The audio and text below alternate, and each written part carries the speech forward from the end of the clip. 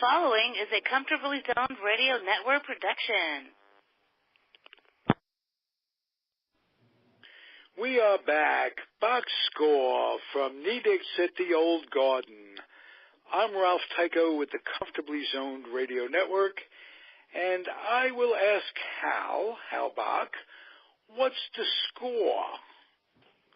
Well, my score this week, Ralph, was about Mark Cuban, the owner of the Dallas Mavericks, who suggested to his team that it might be a good idea to tank the rest of the games and get a better draft choice. And that's a system that really troubles me. We award the teams with the worst records the top draft choices. That's an attempt to improve the teams, but it also leads to situations where teams may deliberately try to lose games in order to improve their draft position. How do we cure that problem? I really don't know. But I just think it's a crappy system that they've put in place. And it's not only in the NBA, but it's the same in football, it's the same in baseball, and it's the same in hockey. And I don't understand the logic of encouraging teams to lose games. I mean, Al? Yes, sir. This is Al Blumkin.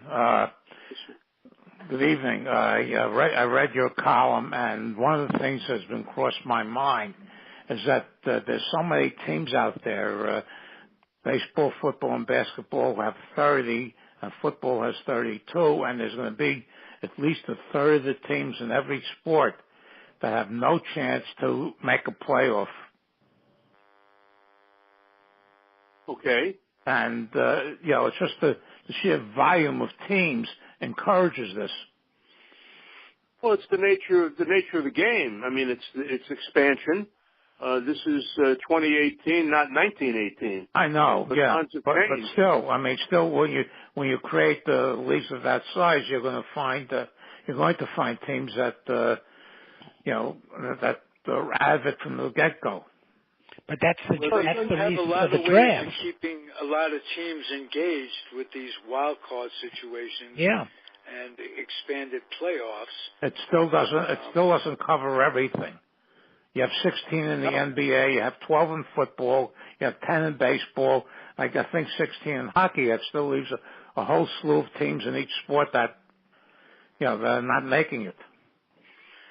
So your point is? It's always been that way, the nature of competition.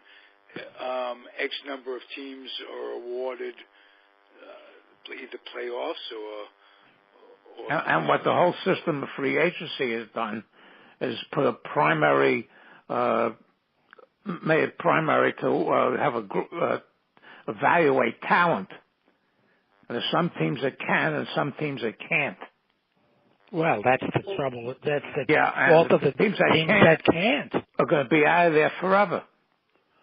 Not necessarily. Look how bad the Houston Astros were for a good number of years. We'll give the Cleveland Browns in football. A couple of teams, especially the Knicks and the Nets here in basketball.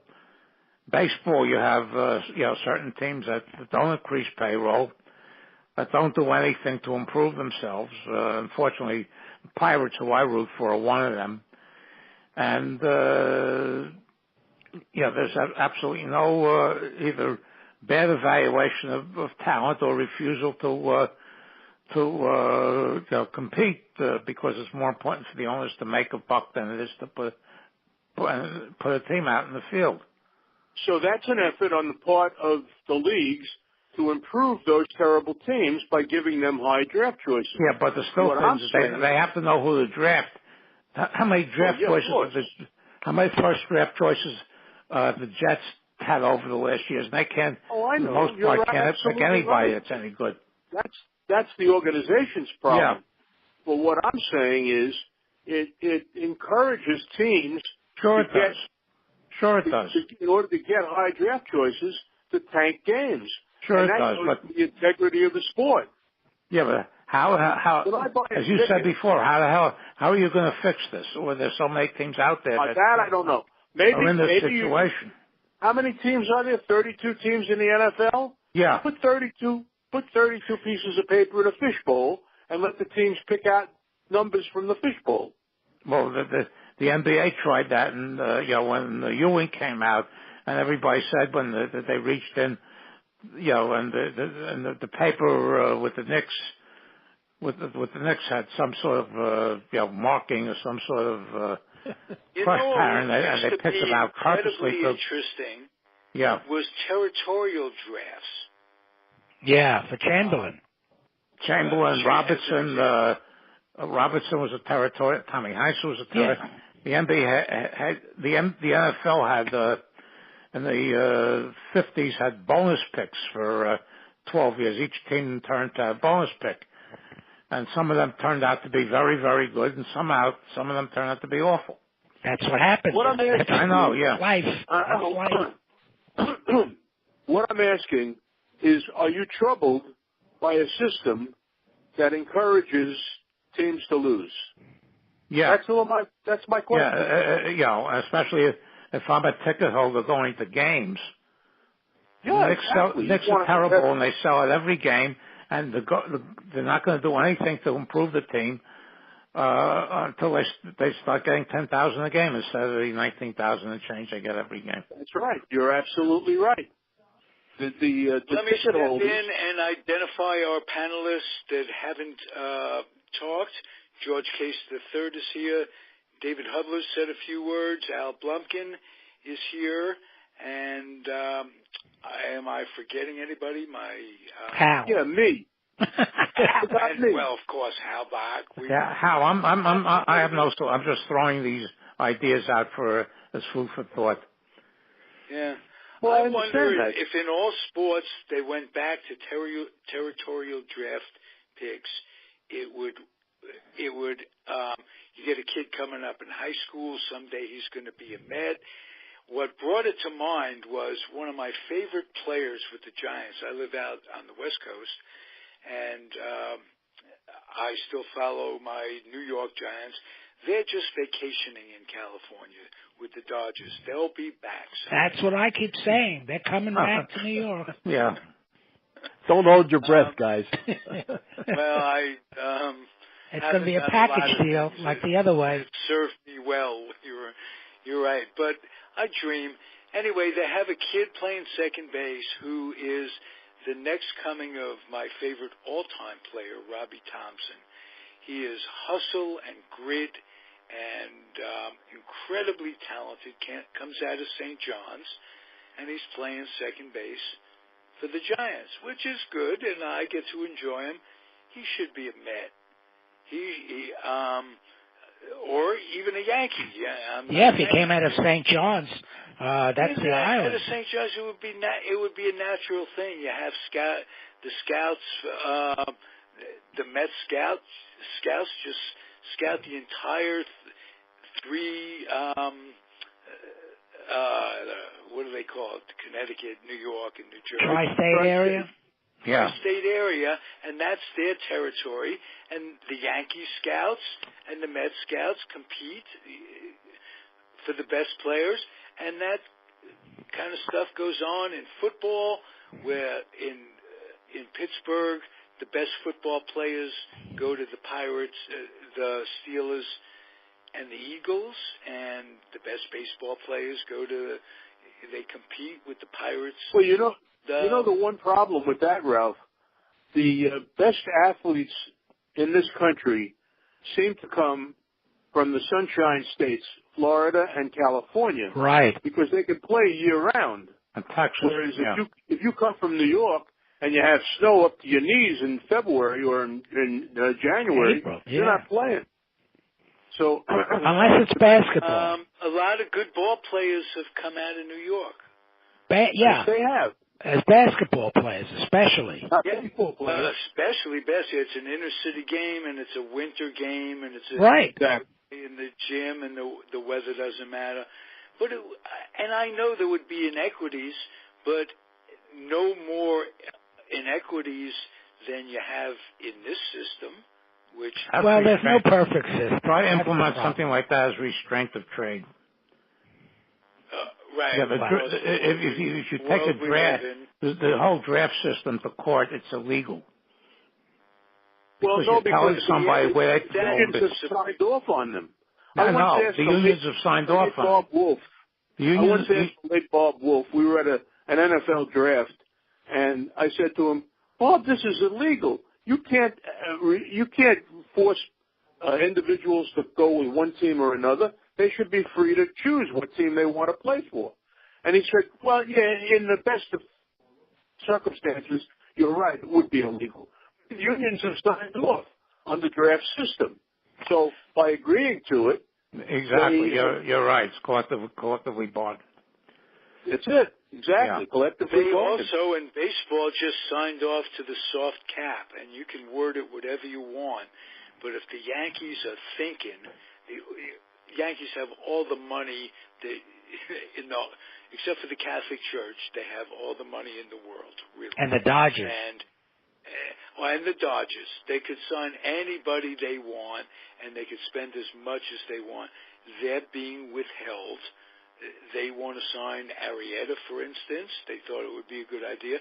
We have to weigh that against the salary cap. Will they need money later on in the season? Sure.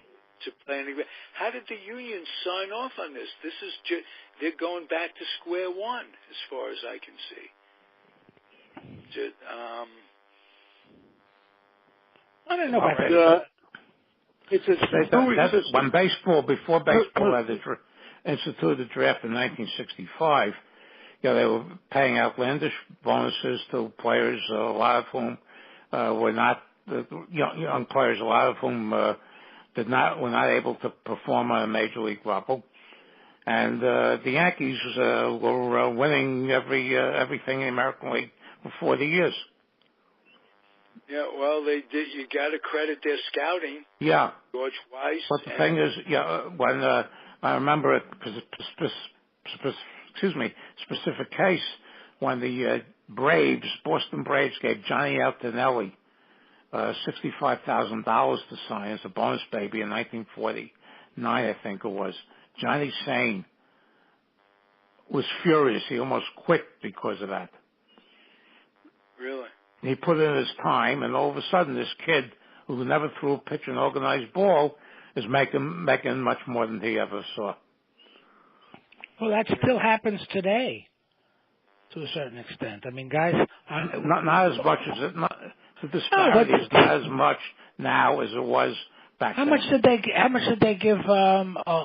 What's his name? The new Japanese superstar with the Angels. Otari. Otari. A lot. It's an interesting. But they're all making $1 million, at least $1 million a year now.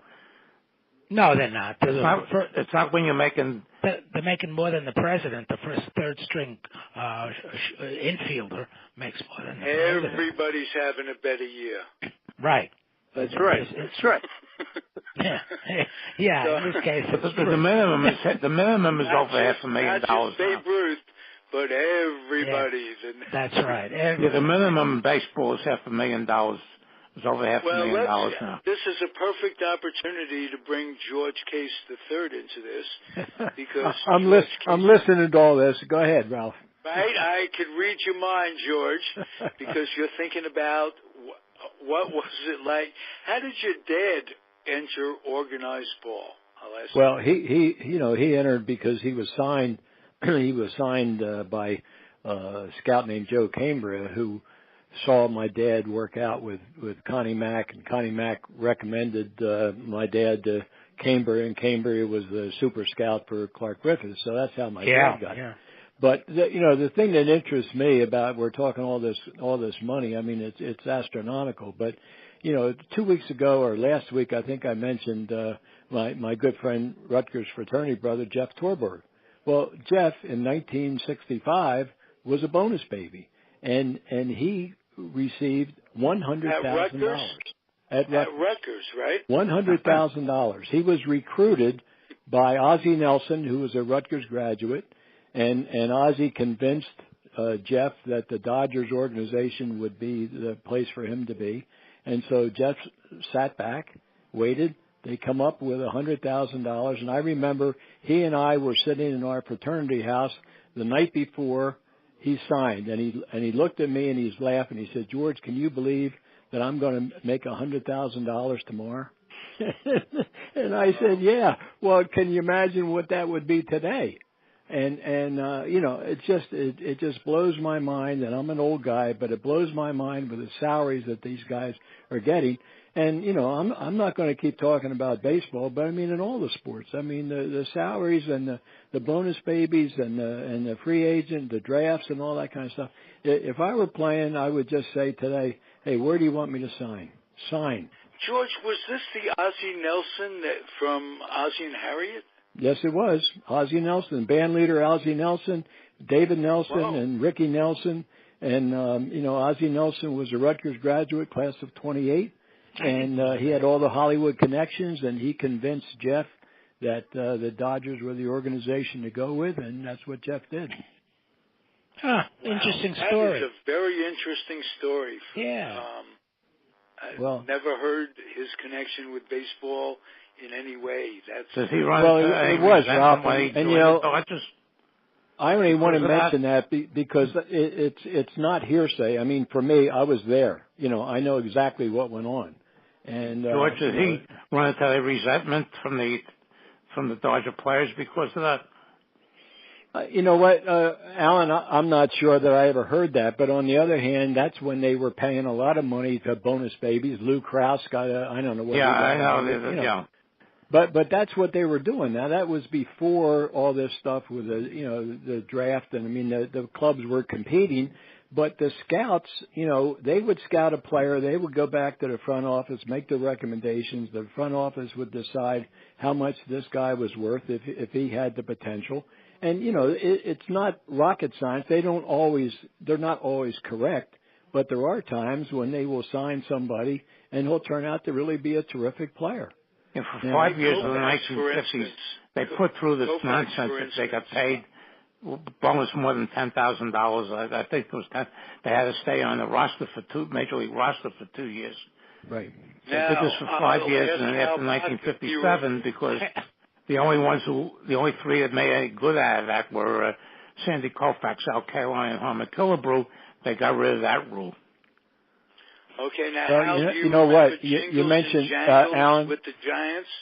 Yeah. Who? Amalfitano and Paul Gill. Right. So the two Giants. Wow. They were no. Amalfitano was mediocre, and Gill, who was a two-time All-American football player, went into the wrong sport. Right. He did, but he helped your Pirates in 60. They won one game in 1960. Yeah. But he had some nice innings. But still, he would have been better off playing football. He did nothing for the Giants. Yeah, the Pirates had a lot of other sport players, and the only one who ever, did anything for them was Dick Groth.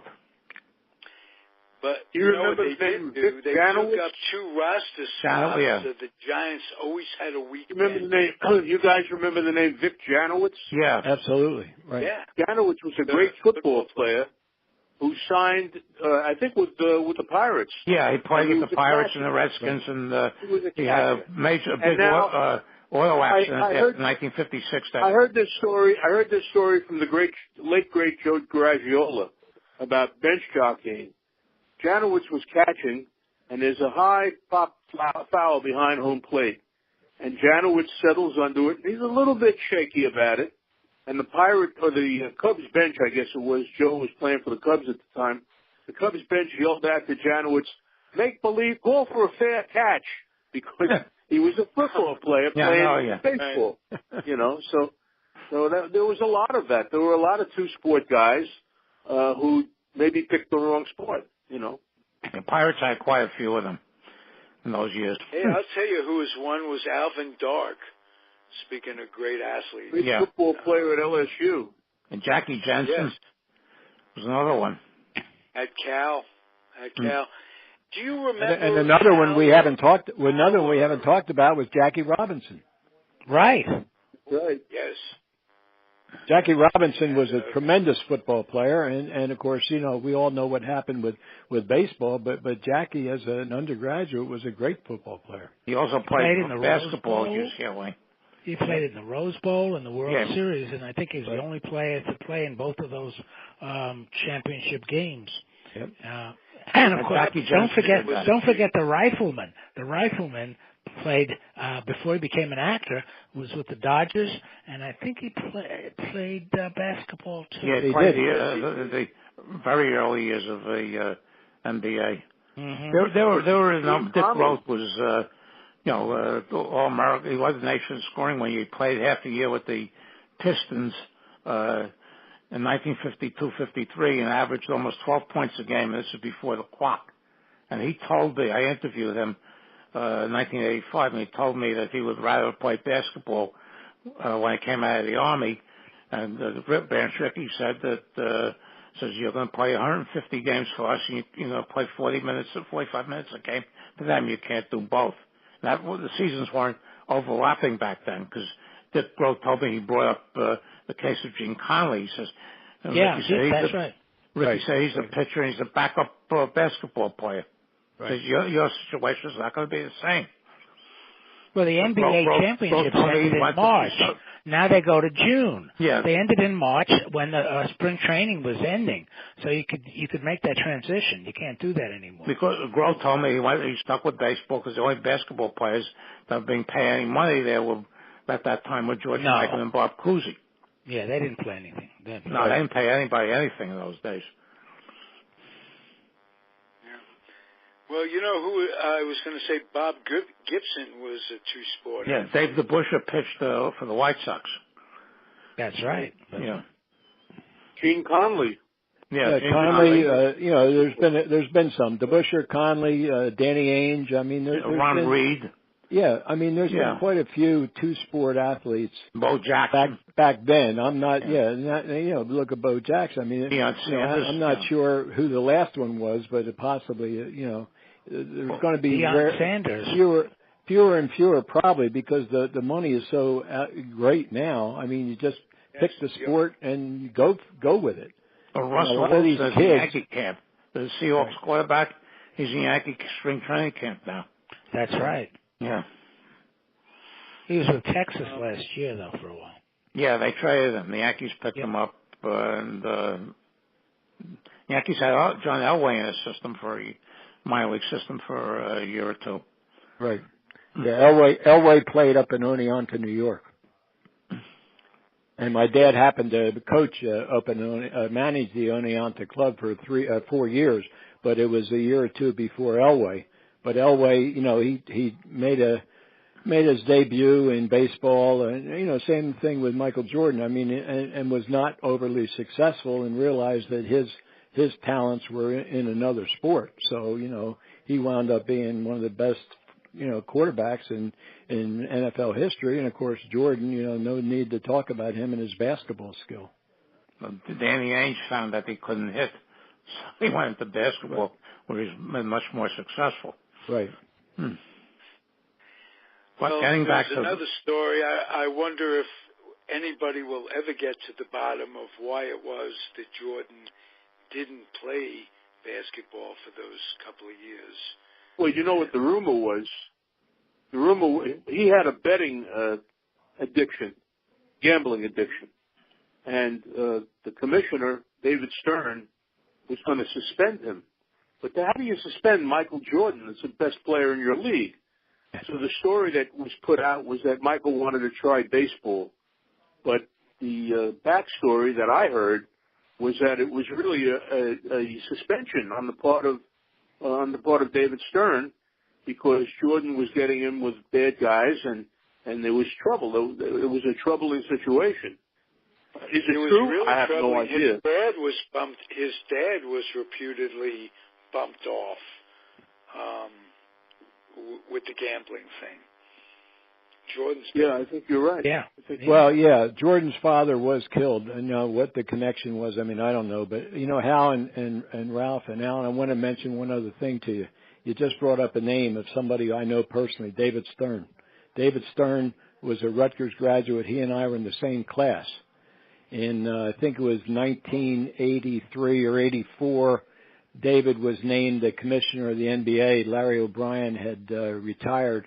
And I saw David at an NBA All-Star game in Denver, And he came up to me and he said, "Hey, George, I guess you're really surprised, right?" I said, "Yeah, David, to tell you the truth, I am surprised because when David was at Rutgers, he was, very tremendous scholar, but had no athletic background whatsoever. And all of a sudden, he became what for a while known as the most powerful man in sports." Wow. Pays to go to law school, you see? Yeah, right. Right. That's why you sent your son, Hal Bock. It's true. I sent my son to law school. My money and my son went to Syracuse, and then my money and my son went to Hofstra Law School. And now he's an attorney in D.C., and I'm sitting here talking to you guys. Yeah, right. Whoa. Two people living in D.C. David Hubler. Well, I'm in Northern Virginia, but it's not Hal. It's Hal's son that's in. Yeah. Oh, no, but I meant, yes. The D.C. connection.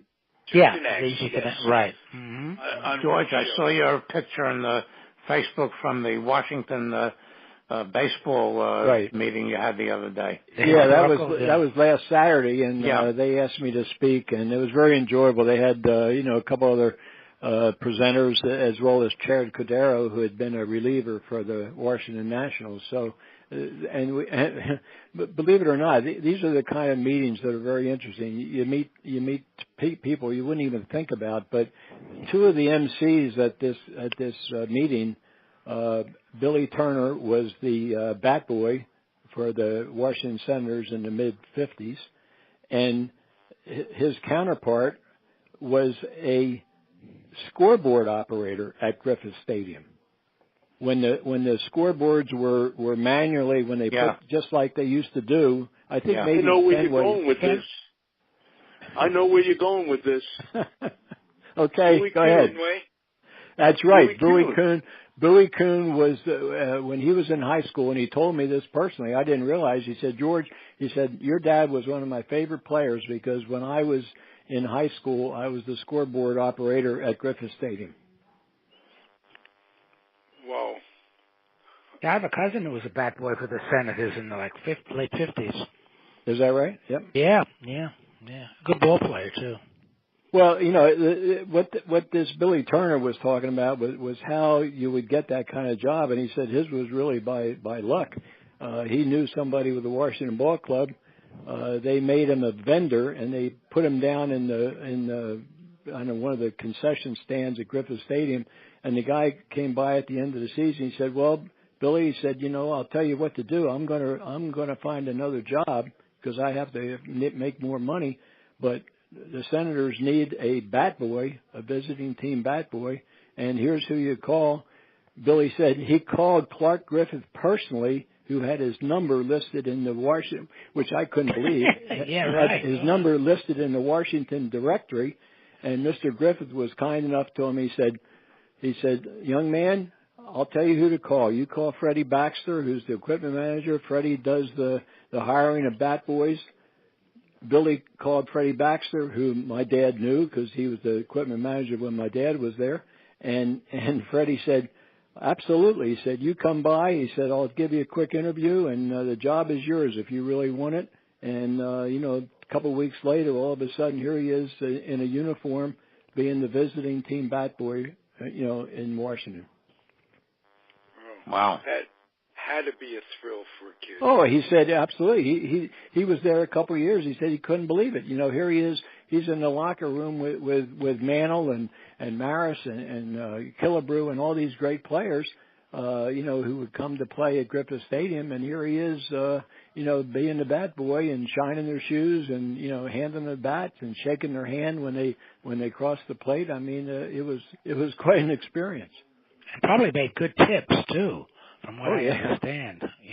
No, they do. The clubhouse guys, if they're good, David, and that's what I'm not even sure what they do today, but in the old days, one of their jobs every day was to shine the shoes of all the players. So if you ever see ball players from the 30s, 40s, 50s, and look at their shoes, they would never go out on the field if they didn't have a shine on their baseball shoe.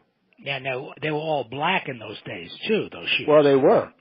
And there were no logos and all that stuff. Nothing, just right. with metal spikes on the bottom. No, they were, and yet the guys would not. They were just part of their being a major league ball player, professional player, was to go out on the field with your uniform uniformly worn and your baseball shoes polished. Yeah, those were the days. But, they transcended into the 70s. One of my co-hosts on the Giant program, the San Francisco Giants program on this network, is a fellow by the name of Patrick Quinlan. And he was a bat boy for the Giants out here in San Francisco in the 70s. And he rubbed elbows with all of those guys, McCovey and Marichal and Mays. He's got some incredible stories of how close the bat boys come to being actual teammates. They're looked after by the players who they take care of. In turn, when it comes to sitting in on team photos, the players make sure the kids are always included. Right. And you become part of the family when you're a bat boy. It's not just a job. So. Well, what you say there, Ralph, what you say there about the team photos and stuff. I mean, I have quite a few photos and those photographs of a team, whether it be Washington, Cleveland, whatever. Almost invariably, those bat boys are front and center in those photographs. Right. And the players really did, they did like the young men, and the young men thought that they, had the most wonderful job in the world, long hours and all that kind of stuff. But to be associated with baseball in that kind of capacity, wearing a uniform, being out on the field before thousands of fans, I mean, it was an incredible experience, and they all really, they really. There's not a kid I know that wouldn't have killed for a job like that. Oh, absolutely. I still would. I would still do it. Why not? And you wonder, you wonder how they got their job, but that's what this Billy Turner, he said it was strictly a matter of chance. It wasn't that he was one of 10,000 kids trying to become a bat boy, but it just happened to be he was in the right place at the right time. Yeah, I read a book by a few years ago by Joe Carrieri, who was a bat boy for the Yankees during the real glory years in the 50s. And he got his job because somebody, recommended him. And his highlight was once a year before the school year started, they would take him on a road trip. Right. No, that's wonderful. That's absolutely correct. They would do that. And, it's an interesting life for a young man who's, say, a teenager. And this Billy Turner was laughing because he said that one day he was at baseball practice. He played baseball, and he goes to baseball practice, and he doesn't go to baseball practice. He has a note from his mother saying that he was being excused because he wasn't feeling well. So he goes to Griffith Stadium. Unbeknownst to him, a photographer's on the field, catches him shaking hands with somebody who just hit a home run. It's on the front page the next morning of the Washington Post. and the coach calls Billy Turner in. He says, young man, he said, you sort of lied to me. And Billy said, oh, no, I didn't. My mom had an excuse. He said, well, was that excuse because you're going to be at the Griffith Stadium with your picture on the front page of the Washington Post? And that was the end of his high school baseball career. Too bad. I'd rather be a bat boy than a high school baseball player. That's funny, Ralph. That's what he said. He said, I was just as happy. He said, I loved being a bat boy. He said, I didn't care. He said, I knew I wasn't going to play professionally, but this was going to be my claim to fame is that I was a bat boy for a major league ball club. Sure. I'd even go down and sit in the corners, like the kids do. You could be a ball girl. Round ball. Yeah, be a ball girl. Right, why not? Well, they have out in San Francisco, they have what they call ball dudes. That's for guys our age. Really? 70s and what have you. funny, reasonably priced and, rental. I'll be out there. Down the line, they sit on a stool. Yeah. And they dress in a uniform and stuff. That's a job I never, till this minute, boy, that'd be a fun job to have. Yes, it would. How are you on field and ground balls? Hey, if you get it, Ralph, if you get it, let us know. We'll watch you on television. Yeah, absolutely. Exactly. Well, I this one I'm not trying out for, but I can tell you a job that I did try out for. That was in, when was it? It was in the 90s. Candlestick Park had an audition for public address announcers. Oh. And I, along with about 500 people, went out and stood next to a woman who I've developed a lifelong friendship with. Her name was Sherry Davis, and she was the first female public address announcer in baseball history. There's a display about her I've had her on the show a number of times. In the Hall of Fame has a display about her. And she took a job that I would have loved to have. Oh, we had, the Yankees had... X number of dollars to sit. Now batting number 5, Joe DiMaggio. See, that's why the job was not vacant in New York for like 50-some odd years. Right. That was Bob Shepard. That was Bob Shepard, and a lot of the players said that one of their biggest thrills in their baseball careers was to walk up to the home plate, that first time and hear the voice of Bob Shepard, announcing their name over the PA. Well, Derek Jeter had the end of his career. Yeah, Derek Jeter insisted to be announced by Bob Shepard, even though Shepard had passed away. But they had the recording, and every time Jeter did that, they would play Derek Jeter being introduced by Bob Shepard. Right, kind of cool. Yeah. He also did Giants football games for years. Yes, he did. Yeah. Did you know him at all, Hal?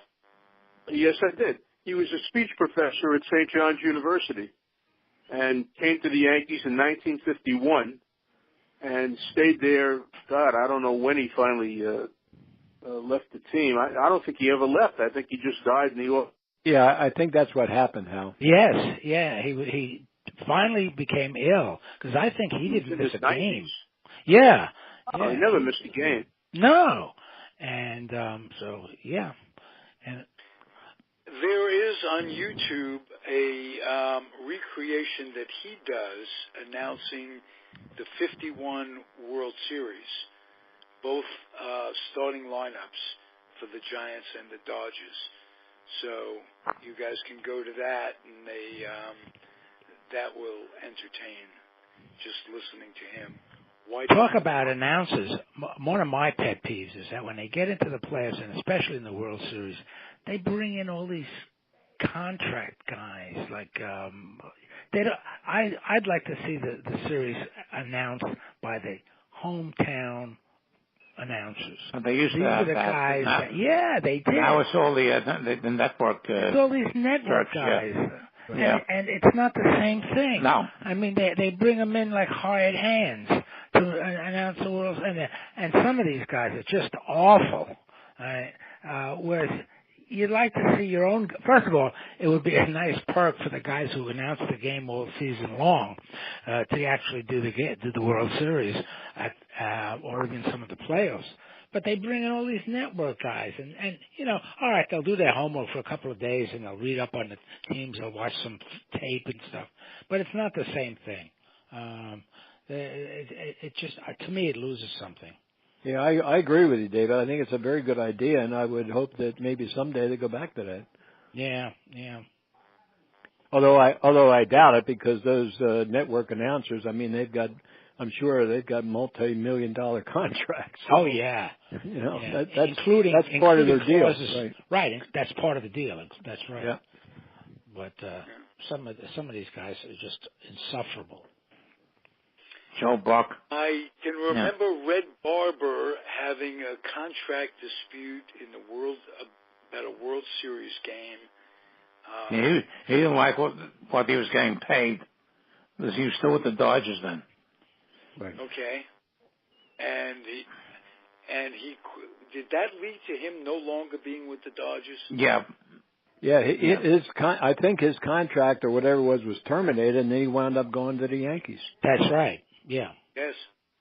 And the Yankees terminated him after in 1966. He had them. The cameraman panned the stands at a game at the end of the season where there were about 400 fans. Yeah. Yeah, he got in trouble. I think he got in trouble for that. Something about he talked about that, Alan. I think you're right. He said, he and Mel Allen got released the same year. Right. That was when Ralph Howard. No, Mel Allen was released after '64. Yeah. And you knew Mel Allen was gone because that year they still had the local announcers doing the World Series, and they gave the Yankee spot to Phil Rizzuto. Yeah, well, he broke down when Koufax beat the Yankees in the 63 season. And Mel I want to tell you a little story. Again, I seem to come up with all these little stories, but the 1943 All-Star Game was one of the first games that was broadcast nationally, and it was beamed armed services radio and all that kind of thing during World War II to the servicemen. Well, I've got a radio tape of that broadcast, and the announcers, Bill Corum, Mel Allen, and Red Barber. Wow.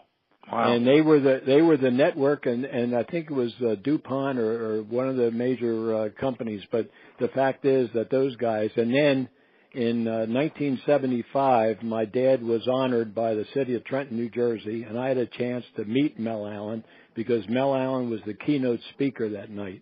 And he told the audience, he said, I could be a lot of places tonight, but I wanted to be in Trenton to honor George Case. And, that was quite a thrill. And, we've got Mel Allen's autograph and a photograph of my dad and Mel together. And Mel was very gracious, but it was quite a thrill for me to meet him because he certainly is a legendary announcer in this country. Oh, yeah. Yeah, and he did This Week in Baseball for many years, too. Right, yes, he did. Hey, we're going to take some time and go around the room and with some selfless self-promotion. Now, I'm going to start with George. You have a CD that you put together about those days. You mentioned on Facebook that you're running low on them. Right. It sold out. Sold out, as a matter of fact. And what it is, Ralph, thank you. Sold out, huh? Yeah, thank you for mentioning this. Yeah, the DVD. Ordering more?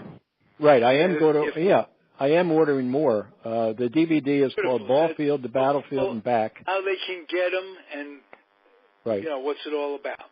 Right. The DVD is called Ball Field to Battlefield and Back, from FDR to JFK. And it's 60 minutes of color footage and narration by my dad and Mickey Vernon, all about World War II era Major League Baseball. And, this is behind-the-scenes stuff. This isn't game footage. It's, Joe DiMaggio, Ted Williams taking batting practice, Bob Feller, pitching batting practice, loosening up before a game. Even, and this will sort of blow your mind because it blew my mind when I first saw it. Lefty Gomez, the great Lefty Gomez, Hall of Famer, pitching batting practice at Griffith Stadium to Joe DiMaggio, Bill Dickey, Babe Dahlgren, Frankie Crissetti, Joe Gordon, without a screen in front of him. And here is Lefty Gomez, who's a legendary pitcher, Hall of Famer, pitching batting practice to the Yankees.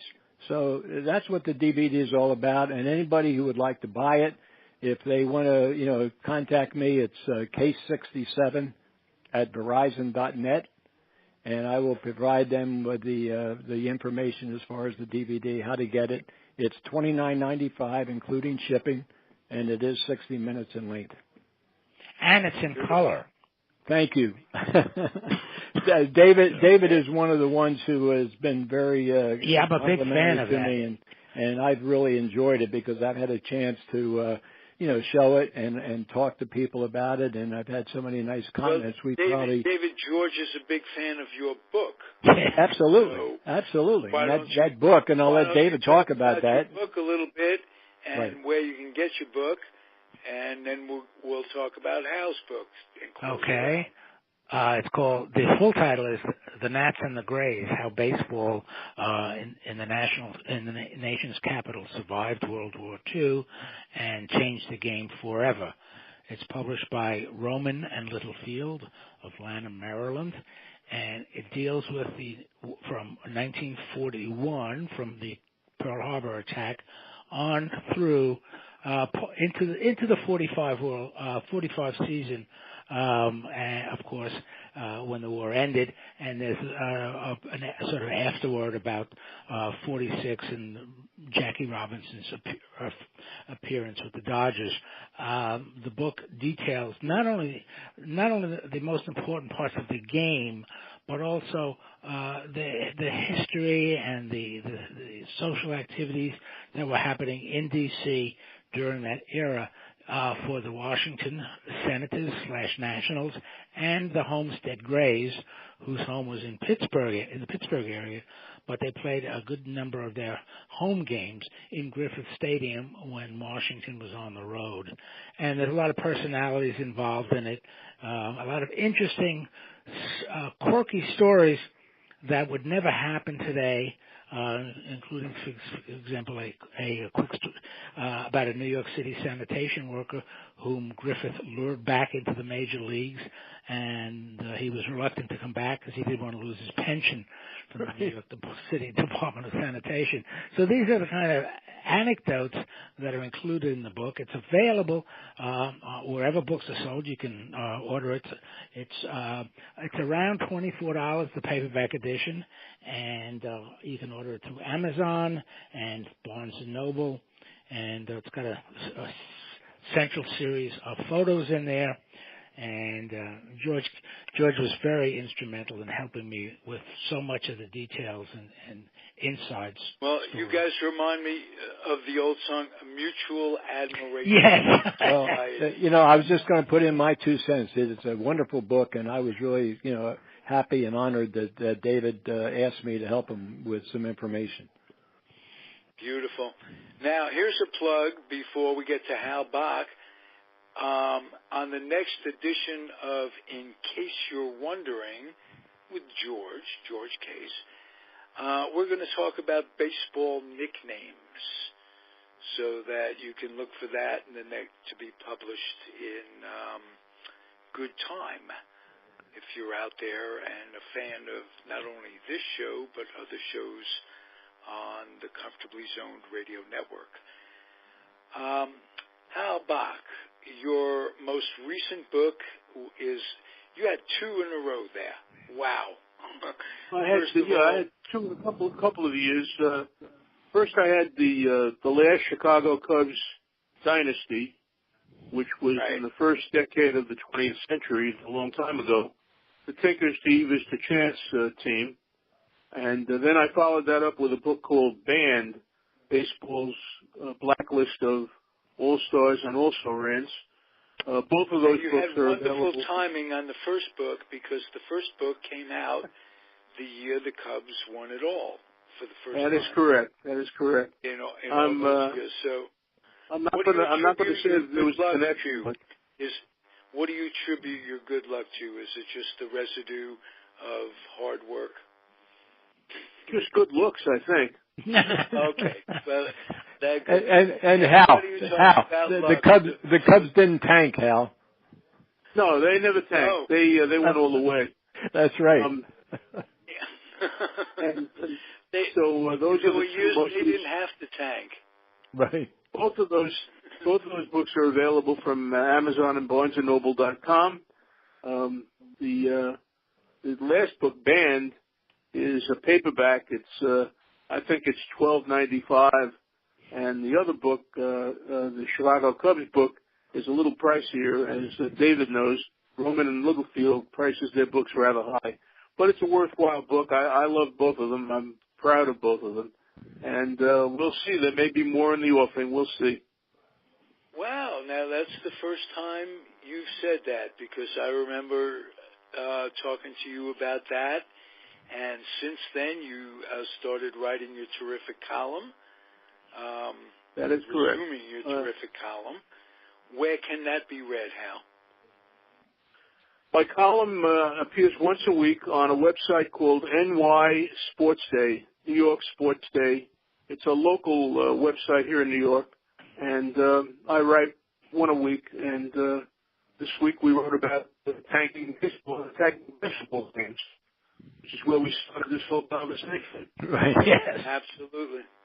You know, maybe the next time we can, or at a future time, we can talk about this whole basketball scandal. Oh, yes, you know, absolutely. as far as that's ongoing. Yeah, the NBA and Mark Cuban, and now we've got the whole college thing, which is really starting to unravel. And so I think that we could certainly talk about it. Arizona, who it's not just that's Pitt player. He played at Pitt. Sean Miller, yeah. Right. Yeah, sure. His career is toast.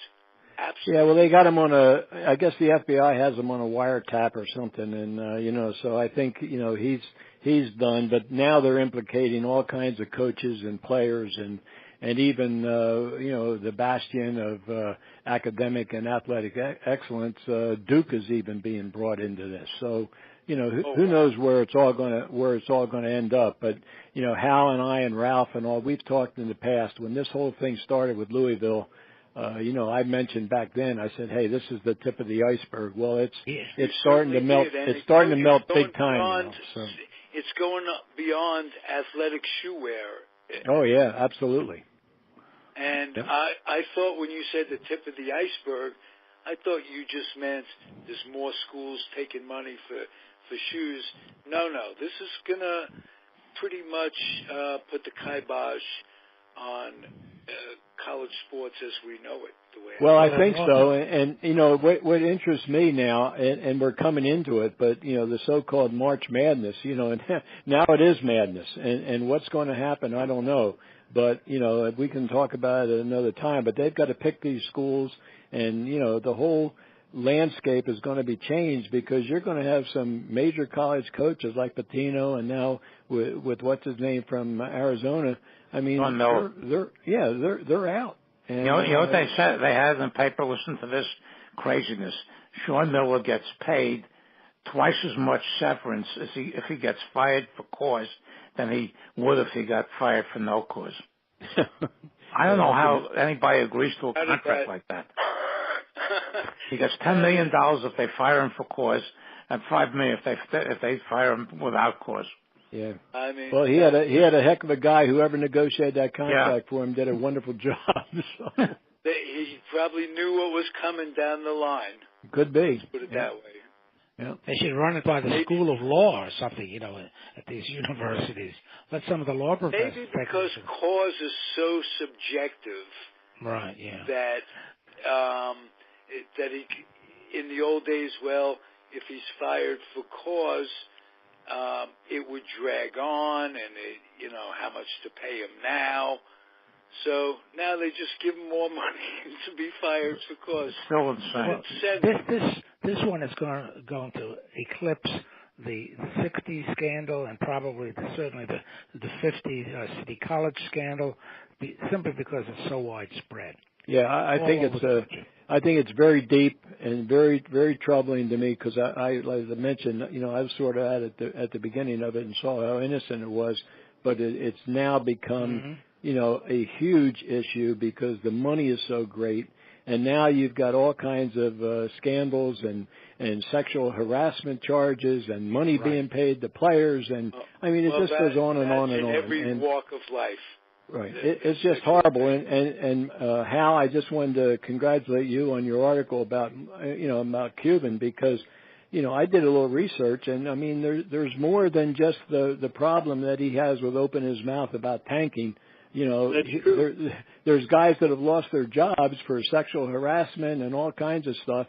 And, that also is the tip of the iceberg. So, where it's going to go from here, I don't know, but I'm an interested observer of all this. Yeah, it's going to spiral out of control. Yep. if not already. Well, I think every day you're probably going to see more and more. And I know I just happened to, saw all those headlines, and I know that the, New York Post or the Daily News was involved, Sports Illustrated is involved, Yahoo Sports. I mean, with the way it is today, everybody gets almost instant news. And, there's no way to hide this kind of stuff as there used to be. I mean, it's all out there. Yeah. To fill anybody in, he was caught on a wiretap offering a kid X number of dollars to come to school. Am I correct? Right. Yeah. Yep. I mean, is that just blatant? What do you say to that? How there's no defense. It has to be institutional. It has to be rampant. And boy, George, you said it right from the start. You were the first one. You used the expression, this is the tip of the iceberg, months ago. Yeah, well, thank you. I mean, I felt very deeply about it because I knew when it was coming, when it started, and what Hal said the other day to me, he said it's not going to be pretty, and it is not going to be pretty, believe me. There's a lot of guys with big jobs, and they're going to lose their jobs, and the whole landscape of college basketball and college sports is going to change because the money's been out there for years and years and years under the table, and now it's on top of the table. Yeah. It's interesting, well, too. I can remember a Hugh McElhenney quote, what was your biggest adjustment, and this is the early 50s, what was your biggest adjustment to pro ball from college ball? He says the pay cut. So...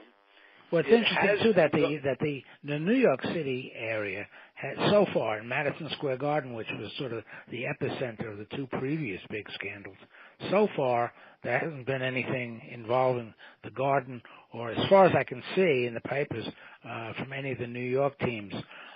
So it'll be interesting to see how that plays out, too. It will. And David, I think the closest I saw, and sort of stunned me, was Seton Hall. There was a player for Seton Hall who was being reimbursed for entertainment or travel or something for an amount of $37,000. Wow. Seton Hall. So, good Jesuit school. Yeah, well, I mean that's what sort of stunned me. Yeah, I mean it stunned me. Against Michigan, they had an Australian pro player named Andrew Gaze who dropped out of school the day after they lost the final game to Michigan. And, of course, during the final game, Brent Musburger and Billy Packer never mentioned once that this guy was a, hired hand. Hired hand, right. Yeah. Right, exactly. Yep. Well, this puts good Jesuit school in quotes. Let's put it that Ralph, way. can I mention 2 podcast series I'm doing? Please, if you would. Okay, I'm doing one with David Finoli about every other week on Pittsburgh sports. And we covered basically the gamut, the Pirates, the Steelers, the Duquesne and Pitt basketball and Pitt football. And I can't do Penguins hockey because I don't know very much about that. But the next time we're doing a thing on the Pirates. What they're doing in spring training? And well, that's going to be done a week from tomorrow. Terrific. Yeah. Terrific. Because I was supposed to do it tomorrow, but David couldn't. David Nedick? No, and David Nedick, I'll call and possibly do Friday. We've done a series on the evolution of baseball rules, and we're doing a series now which is really arcane. It's the evolution of baseball scheduling, and there's a lot more to it than meets the eye. Starting from 1871 up to now, we're going to be doing the next session we do is going to be from 1884 probably till the end of the 12th Team National League in 1899. And every podcast that's ever been done on the network, without exclusion, has been archived on YouTube. If you go to YouTube, just put in Comfortably Zoned, and you will come up with over 1,000 podcasts, mostly baseball, but social issues, And like on this show, we cover a gamut of different sports. And I'm proud of what I've done in assembling a bunch of terrific people. Coincidentally, the real heart of the show is right here. Al Blumpkin, last year, 2017 MVP, Most Valuable Podcaster on Comfortably Zoned Radio Network. You're solid. You're the Tommy Heinrich, all reliable, Al. So, just want congratulations, Alan. Thank you. Yeah. And not one of us is taking $1 under the table. My raise is coming through next week. Not a dollar. Not Doubling. a dollar. Doubling your Not salary. even a piece of bubble gum under the table. That's right. That's the kind of world we live in at Comfortably Zoned. Pure as the driven snow. Absolutely. Well, sometimes the New York snow isn't so pure. Yeah, especially on the curbs. Yes. We'll talk about that on our show, Bronx Roots, with Michael Preminger and my dear old self. You and I, David Hubler, do that show.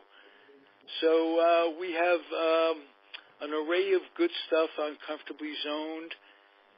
Thank you, guys. This has been terrific. We'll be back next week. Okay. Good night, everybody. Good night, Ralph. Good night. Yep. Ralph, you have a minute after you close. We'll pick it up. Ralph, do you have a minute from after here next week? You have a minute after you discontinue this? I do. Okay, just be real quickie. I have more than a minute for you, Alan. You know that. Thank you, everybody, for listening. I'm going to push a button. We're out of here.